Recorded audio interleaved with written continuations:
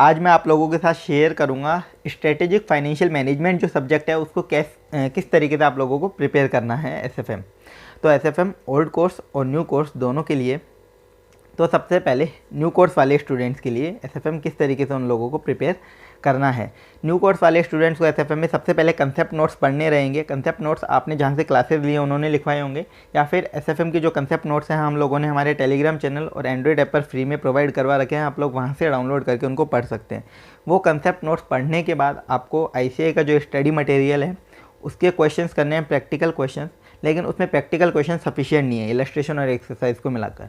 तो आप लोगों को जो ओल्ड कोर्स के पीएम हैं जो आईसीएआई की वेबसाइट पर अवेलेबल है, उस पीएम के जो आपके कॉमन चैप्टर्स हैं उनके आपको प्रैक्टिकल क्वेश्चंस करने हैं। ओल्ड कोर्स के पीएम से सिर्फ प्रैक्टिकल क्वेश्चंस, पीएम में आपको थ्योरी के क्वेश्चंस भी मिलेंगे और प्रैक्टिकल भी। सिर्फ प्रैक्टिकल वाले क्वेश्चंस आप लोगों को करने हैं, वो भी सिमिलर चैप्टर्स के।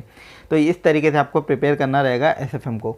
तो अब मैं आपको बता देता हूँ कि किस सीक्वेंस में आपको एसएफएम को प्रिपेयर करना है। सबसे पहले आप प्रैक्टिकल चैप्टर्स जो हैं उनको कवर कर लीजिएगा।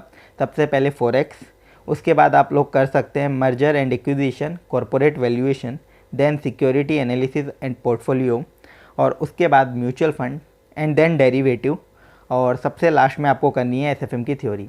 एसएफएम में जो भी प्रैक्टिकल चैप्टर्स हैं, हर प्रैक्टिकल चैप्टर मिनिमम 8 मार्क्स का तो एग्जाम में आएगा ही आएगा, ये तो आपको मान के चलना है।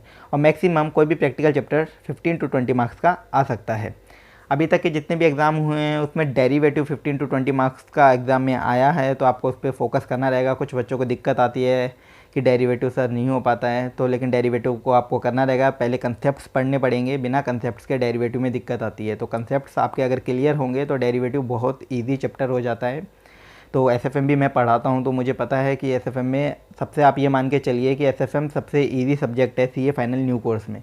इसमें आप ईजीली 90-95 ईजीली स्कोर कर सकते हैं, तो ऐसी कोई दिक्कत नहीं आती है इस सब्जेक्ट में। तो आपको प्रैक्टिकल सब्जेक्ट्स का सीक्वेंस मैंने बता दिया है। उसके बाद आपको थ्योरी कैसे करनी है एसएफएम की, क्योंकि थ्योरी जो मेन एग्जाम में 120 मार्क्स का पेपर होता है उसमें 24 मार्क्स की थ्योरी आती है। ईच क्वेश्चन में 4 मार्क्स का एक थ्योरी का क्वेश्चन आता है। तो उसके लिए आपको कैसे प्रिपरेशन करनी है, थ्योरी के चैप्टर्स जैसे कि जो प्योर थ्योरी वाले चैप्टर्स हैं, chapter number 1, 2, chapter number 6, chapter 10, chapter 11 and chapter 14, ये वाले जो चैप्टर्स हैं न्यू कोर्स में, ये प्योर थ्योरी के चैप्टर्स हैं। तो इन चैप्टर्स से ही मेजर 24 मार्क्स के अगर क्वेश्चन आते हैं, 24 मार्क्स के 6 क्वेश्चन थ्योरी के आते हैं, तो 5 क्वेश्चंस मिनिमम आपको इन चैप्टर में से ही मिलेंगे थ्योरी के।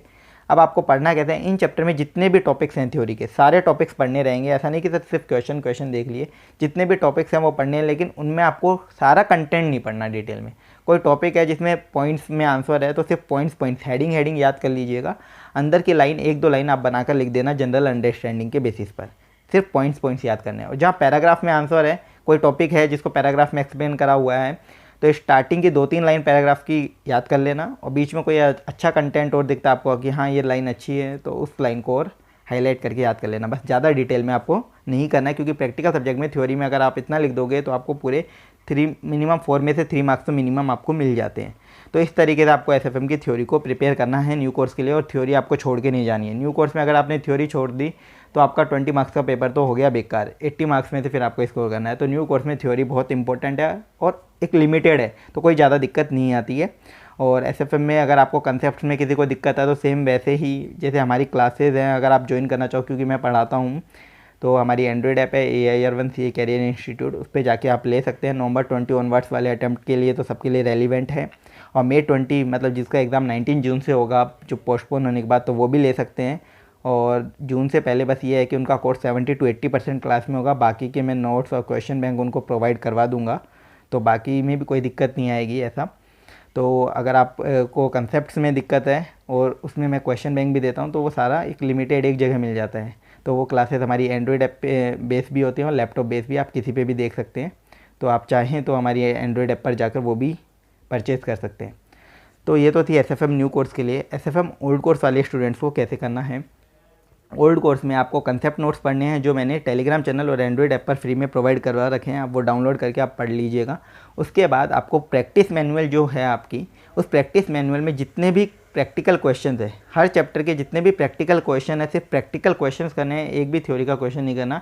थ्योरी का सिर्फ 7th नंबर क्वेश्चन आता है जो आप स्किप कर सकते हो, तो सिर्फ प्रैक्टिकल क्वेश्चन कर लीजिएगा। और करंट आरटीपी, प्रैक्टिस मैनुअल के प्रैक्टिकल क्वेश्चन और करंट आरटीपी, सिर्फ इतना करने के बाद आपको एसएफएम में कुछ नहीं करना ओल्ड कोर्स में। और इसमें भी जो आपके मेजर चैप्टर्स हैं वो वही होते हैं, जैसे forex, portfolio, security analysis, merger acquisition and mutual fund हो गया। और एक दो छोटे चैप्टर और हैं जो फाइनेंस रिलेटेड हैं, मनी मार्केट ऑपरेशन है, जिसमें से भी कई बार क्वेश्चंस आ जाते हैं। तो इनको आपको करना है।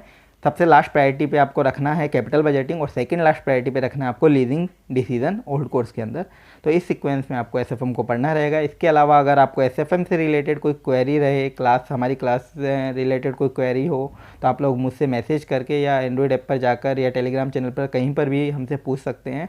मैं सारे लिंक डिस्क्रिप्शन बॉक्स में शेयर कर दूँगा, मेरा कॉन्टैक्ट नंबर भी शेयर कर दूँगा, तो आप लोग फिर मुझे मैसेज कर सकते हैं। Thank you so much.